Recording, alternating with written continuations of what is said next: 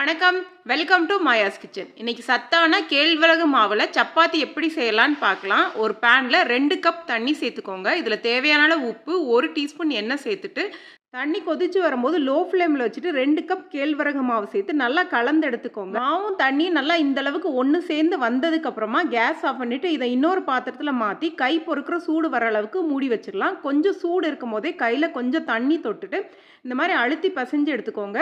தண்ணி அதிகமாக தொட வேண்டாம், ஒரு 2 வாட்டி தொட்டு பிசைஞ்சு எடுத்தாலே சரியாக இருக்கும். கையில் ஒட்டுற மாதிரி இருந்தால் கையில் கொஞ்சம் எண்ணெய் தடவிட்டு இதை ஒரு 5 நிமிஷத்துக்கு நல்லா பிசைஞ்சு எடுத்துக்கோங்க. மாவு இந்தளவு சாஃப்ட் ஆனதுக்கப்புறமா சின்ன சின்ன உருண்டைகளாக உருட்டி எடுத்துக்கோங்க.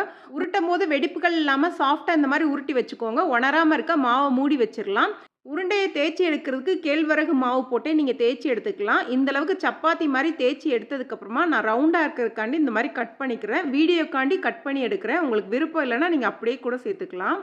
மேலே இருக்க மாவை லைட்டாக தட்டி விட்டு இப்போ சுட்டு எடுக்க ஆரம்பிச்சிடலாம். ஒரு பக்கம் போட்டதுக்கப்புறமா லைட்டாக தண்ணி தொட்டு மேலே வச்சிங்கன்னா விரிசல் விடாமல் இருக்கும். 2 பக்கமும் கொஞ்சமாக எண்ணெய் தடவி வேக வச்சு எடுத்திங்கன்னா ரொம்ப சாஃப்டாக இருக்கும். நம்ம எப்பவும் செய்கிற கோதுமை மாவு சப்பாத்திக்கு பதிலாக இதை ஒரு வாட்டி செஞ்சு பாருங்கள். டேஸ்ட் ரொம்ப நல்லா இருக்கும். இறக்கும் போது கொஞ்சமாக நெய் தடவிட்டு இறக்குனீங்கன்னா இன்னுமே டேஸ்ட் அருமையாக இருக்கும். இப்போ சத்தான கேழ்வரகு சப்பாத்தி தயாராகிடுச்சு. எந்த அளவுக்கு சாஃப்டாக இருக்குன்னு பாருங்கள். இதோட சேர்த்து சாப்பிட்றதுக்கு இன்றைக்கி உடச்சி ஊற்றின முட்டை குருமா ரெடி பண்ணியிருக்கிறேன். யாரெல்லாம் இந்த சப்பாத்தி ட்ரை பண்ணி பார்க்க போகிறீங்கன்னு கமெண்ட் பண்ணுங்கள். வீடியோ பிடிச்சிருந்துச்சுன்னா லைக் பண்ணுங்கள், ஷேர் பண்ணுங்கள். நன்றி, வணக்கம்.